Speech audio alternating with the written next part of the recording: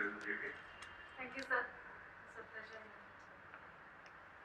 We have seen your curriculum vitae and happy that you have joined IRPS in 2019. Yes, sir, last. Which is the railway you are assigned to? Sir, we had been asked about our preferences just 1 week before I have submitted, but I have not received any response from them yet. Okay. Are you on leave for preparation of examination? Yes, sir. Okay. You studied BTech with textile technology and has offered in UPSC as optional subject philosophy. Yes, sir. Okay. This philosophy covers both our Oriental and Western both?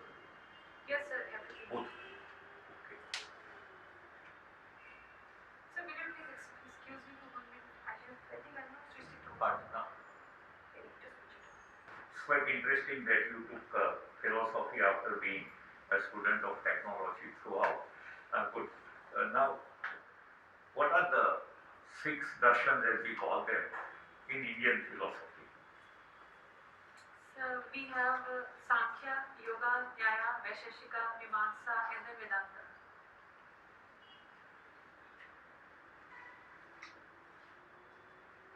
The Indian philosophy has been confined to six darshan, Yes, sir.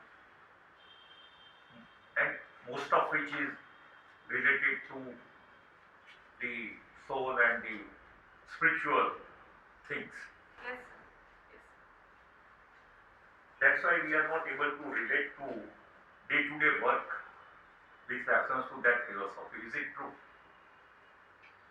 Sir, I used to think that, but given the pandemic and so much disillusionment going on with the recent technologies, I think spirituality and meditation is going to be our salvation. It makes sense, it makes us find meaning in our lives. And it increases the its therapeutic effect, increases the mental, physical productivity. Like all our ancient knowledge of whether Ayurveda or temple architecture or philosophy, we have got frozen in a point of time. While most of the Western education encourages what is known as that every age needs its own philosophy, its own ideas, and own responses to the situation. Do you agree with that?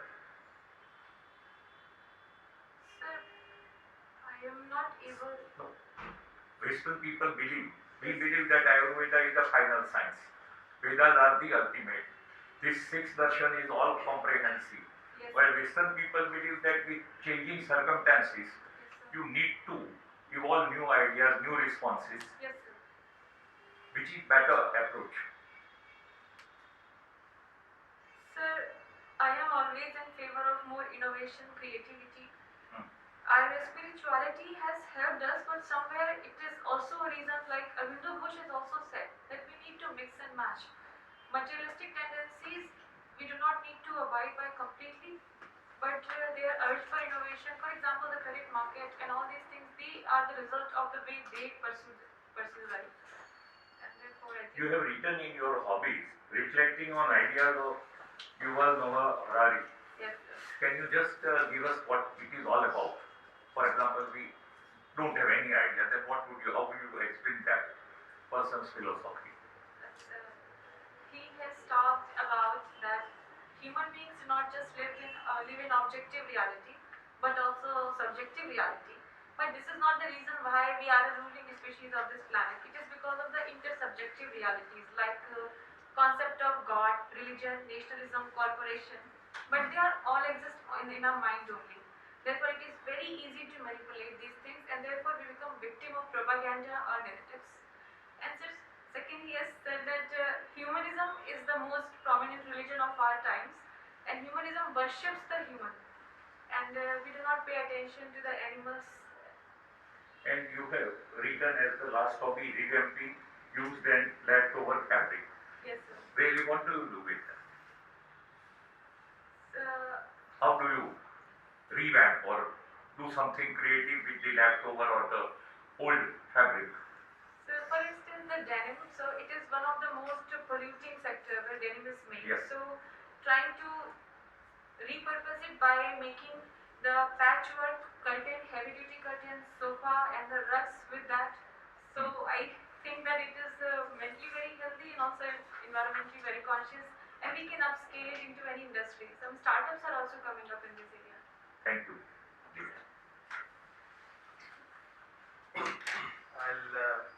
I'll take clue from what Sir just asked you about generating ideas. Can you tell us something about how to generate ideas? Are there any concepts of generating ideas?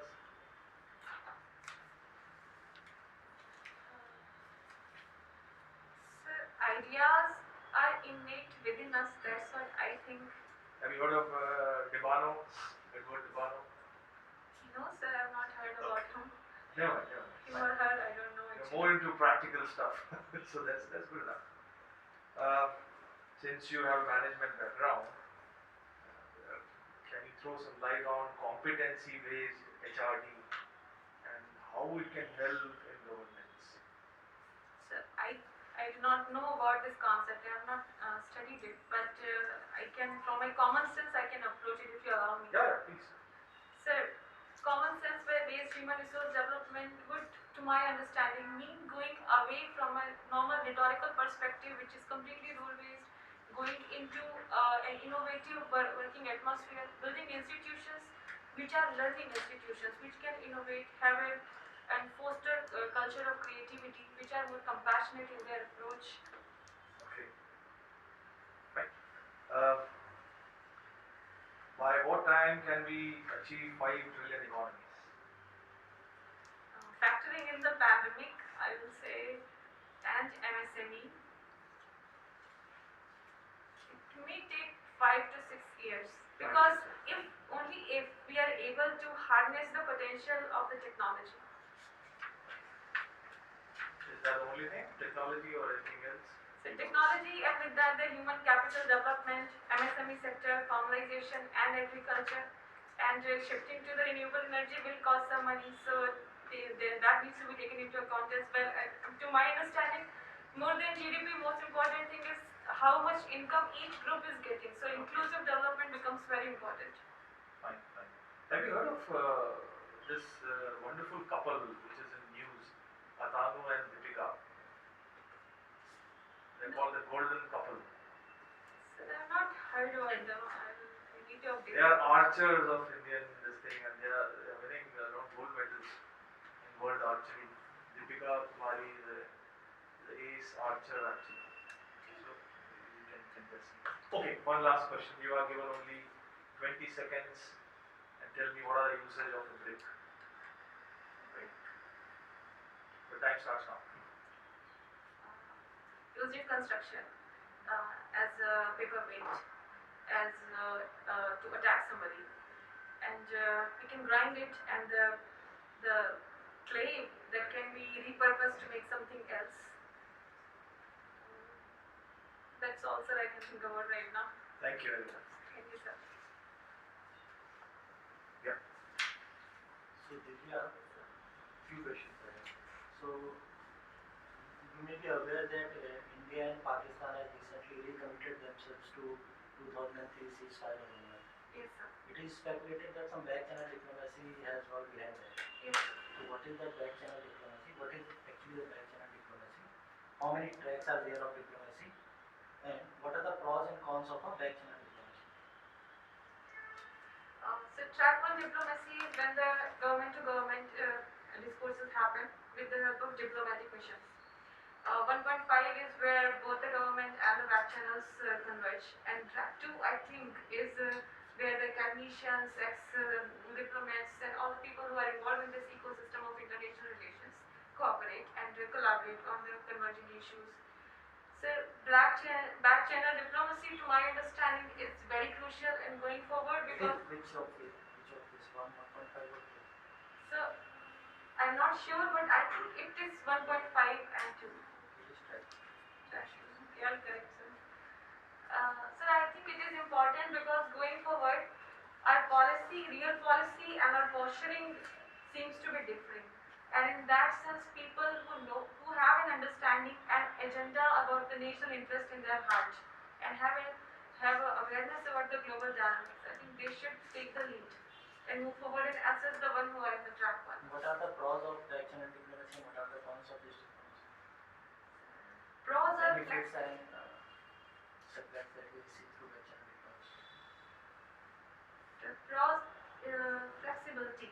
Benefits, what benefits vaccine and diplomacy provide, right? There are delegations also, but vaccine and diplomacy has its own advantage over other forms of delegation and meetings. So what are those benefits?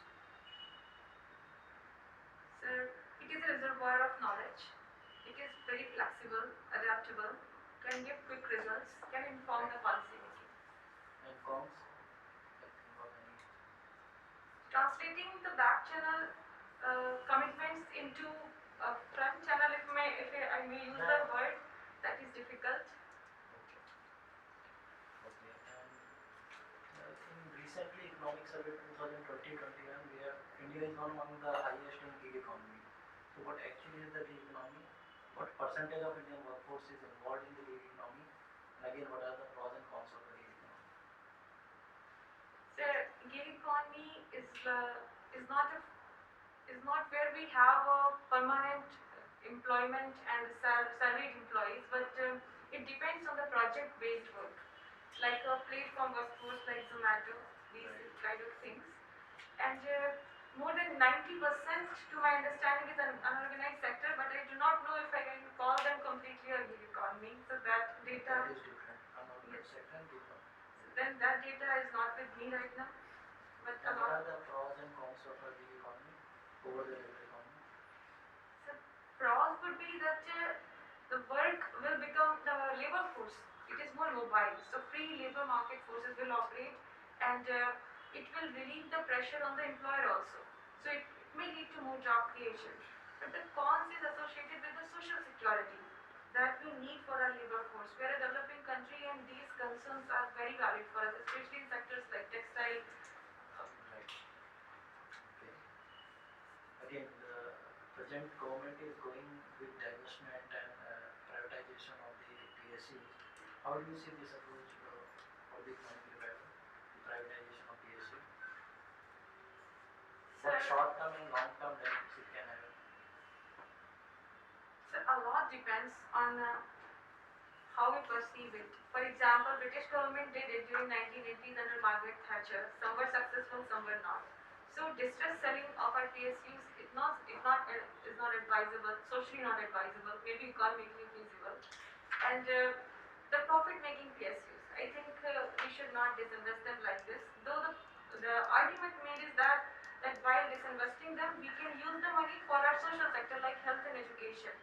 But who will ensure the translation efficiency? That this 100 rupees disinvested 100 rupees would go into health and education.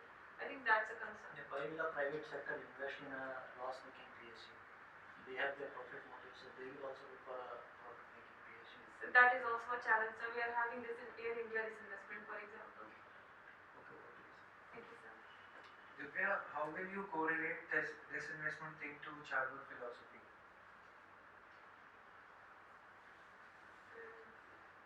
What is childhood philosophy, first of all? So I read about Charvaka in the materialistic sense that live your life to the fullest, and he had the hedonistic calculus in mind, that there is no moksha or God or soul, any permanent entity. So in that sense, maybe the government could gain immediate benefits to bridge the fiscal deficit, which goes as a negative argument to the disinvestment. But I think had Charaka been in today's scenario, he would have seen how the spirituality and materialistic both are valid concerns of human life. He might have changed his views. And if you are appointed as an SP in some district, superintendent of police, and you receive a complaint regarding sexual harassment, prima facie you find that the male who's alleged to have committed the rape, he seems to be innocent. What would be your approach towards that case? Assuming that I'm You are the SP of that particular district. You got a complaint. You think that the female is lying about it. How do you go about that? first this complaint will go into the internal complaints committee under the Prevention of Sexual Harassment Act 2013. Leading the legal part of the informal channels, now that you have said that, I know that the person is innocent. I will have frank conversation with the woman involved. I will try to really make her build a rapport and ask that what she wants, why she is doing that. And if a positive response, matter solved. If not, so then we will go into the investigation and we will make sure that the investigation is fair. Your preconceived notions, would they be playing any role in this?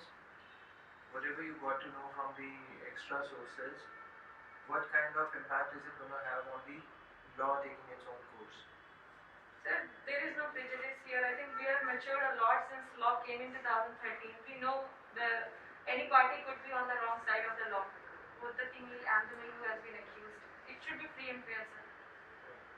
And how would you correlate? Can you tell me some dimensions of Atmanirbhar Bharat related to textiles?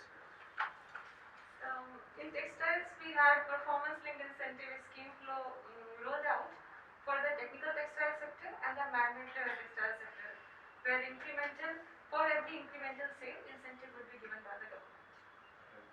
Now coming to railways, do you think privatization of railways is a good idea? So I don't think we are going for the privatization. We are only going for the liberalization, allowing some private entry. And I will not suggest that railways should, change of ownership of the railways assets should go into private hands. I would say private should come with its own set of infrastructure. Railway desperately needs that. Okay, you mean operational aspect? In the operational aspect of railways, we can involve private sector, like railway lines being run by private operators, just as they are doing in the case of discoms, distribution companies, power distribution companies I'm talking about. Sir, based on England's experience in privatization of its railways and the change of ownership in railway signals, infrastructure and locomotive has led to so many accidents. So I will say that complete composite body involving all the aspects should be given to private sector. Operations with private sector, infra with government, this should not happen. Okay. Now, in the international affairs aspect, vis-a-vis Iran, what other port project are we involved in apart from Shabab Port? Sir, I am familiar with the Chabad port only. I do not know any other port that we have been working with. Okay. So anything that remains in news related to the port project, even if we are not directly related to that? Sir, I think Godar port is the China sponsor with this year. Anything related to Bandar Abbas? So Dukam port I know in Oman, where we are trying to build a military infrastructure, but Bandar Abbas and negotiations have not completed, sir. You must have been regular with the newspaper. Sir, I tried to do this. Okay. Unmanned aerial vehicles, anything you would want to substantiate on that? The recent concerns that were in the news related to these drones? Sir, I am very concerned about the way this is a new front altogether, and in the Jammu Air Base and in Punjab also there have been multiple sightings. I think it is going to be a very asymmetric warfare, and we need to build up our capacity and have capability of spoofing them, jamming them, and better surveillance, sir. It is very urgent matter for us. But don't you think that this is going to inhibit the usage of drones for civilian purposes, delivery of food or other e-commerce projects? Sir, with any technology, be it internet or anything, it comes with its own pros and cons. The pros are welcome in the commercial sector, and for users and for cons, we need to regulate. Over to you. Thank you, sir. Hello, Nitya. Yes. So you are from Uttar Pradesh. So I would like to ask you what are the strengths that UP has as a state and how can those be used for the development of Uttar Pradesh? Ma'am, I can think of the demographic dividend. UP is on the rising side of it. There are so much infrastructure projects going on, like Defense Corridor coming up, Eastern Dedicated Trade Corridor going through it, and the agro processing industry, because UP is first largest food grain producer, largest milk producer. So agro processing industry has a lot of potential, especially for women empowerment also. And ma'am, apart from this, the fertile soil, so that can be used with diversified crop patterns, so that we can reduce our dependency on Punjab and Haryana where the water level is depleting. So you said that you like to on the ideas of your Noah Harari. So have you read *Sapiens*? Yes, ma'am. Okay. So in *Sapiens*, there's mention about three revolutions, right? Yes, ma'am. Cognitive, agricultural, and scientific revolution. Yes, ma'am. So how do those three revolutions help in the progress of mankind, of humankind as a race? Cognitive revolution happened 70,000 years ago, gave us the speaking ability in different languages that helped us in cooperation, and through flexible cooperation in large numbers, we are today able to build India with 130 crore Indians cooperate, WHO, United Nations. Then, ma'am, with the agriculture revolution 12,000 years ago, we domesticated animals, we made so many plants and animals, and it settled us. So that has helped us in bringing us together in terms of a community rather than hunters and gatherers. So there is a solidarity aspect there. And with scientific revolution, I think it is ever growing. Now we are at the cusp of fire food.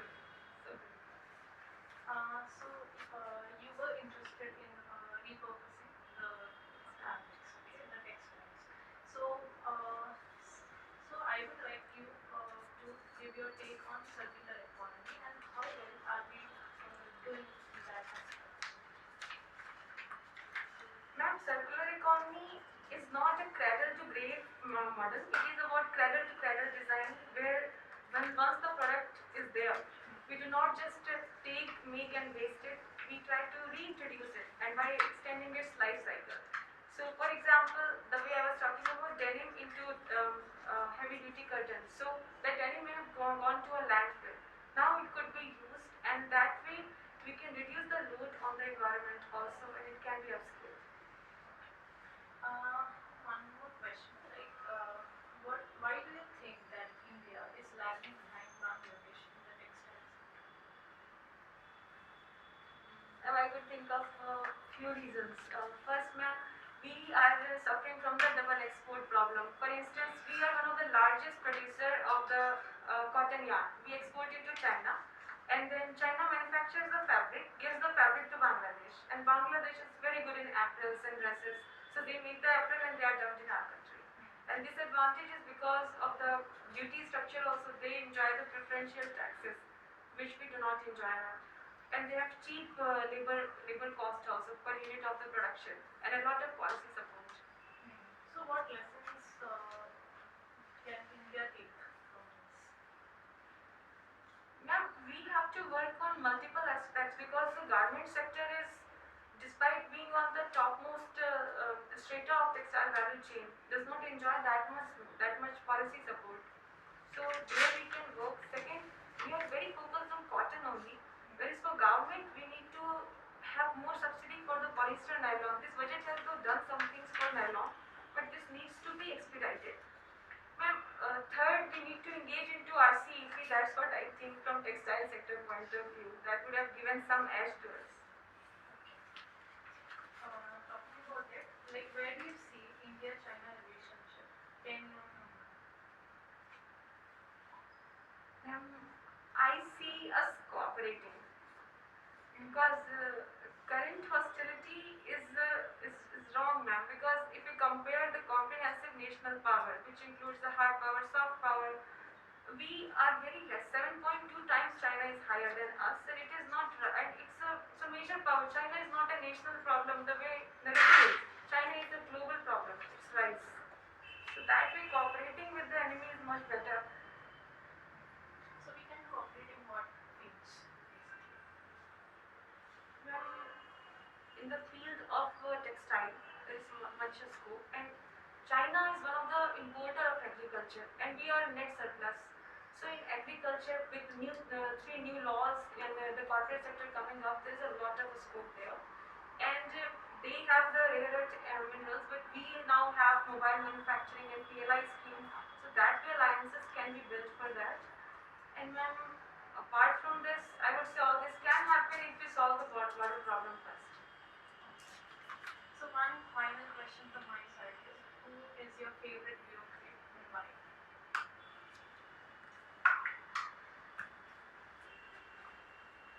There are so many examples that through my journey of civil service preparation I have come to appreciate. Can I, do I have to choose one or can I say a few names? You can say it. For instance, there are many, but those who have made into the newspapers, I will talk about them. For example, the Parmeshwaran Iyer. So I read that he was going to a district in Telangana, I think, and he under Swachh Bharat Abhiyan, he went into the twin pit toilet and cleaned the fecal matter with his own hands. Then there is S.R. Shankaranji. He was very pivotal in abolition of the bonded labor in our country. We have T.N. Seshanji, we have E. Sridharanji, whose integrity is something that we all aspire for, and the timely execution of projects that our country needs so much. So I think these are on the top of my mind, but undoubtedly there are so many people. Okay, thank you. So Divya, your training with railways is over? Sir, I'm not training with them. I joined and then I opted for the extraordinary leave. Okay, you have taken leave from that then. Yes, sir. So you have not taken general training at Baroda or anything? No, sir, I'm scheduled next year, sir. Next time. Yes, sir. You have said that you have done PhD between 2016 and 21. The time period between 2013 and 16, were you employed somewhere? Yes, sir. They did not ask me to fill that. I worked in textile industry for 3 years. Okay, you worked in textile industry. Where Kanpur only? No, sir, it was in Barnala district of Punjab. Trident Group. I was in the Was it spinning. a weaving unit or a composite unit? Sir, it was neither of those. It was a spinning mill, sir. Okay. Thank you so much.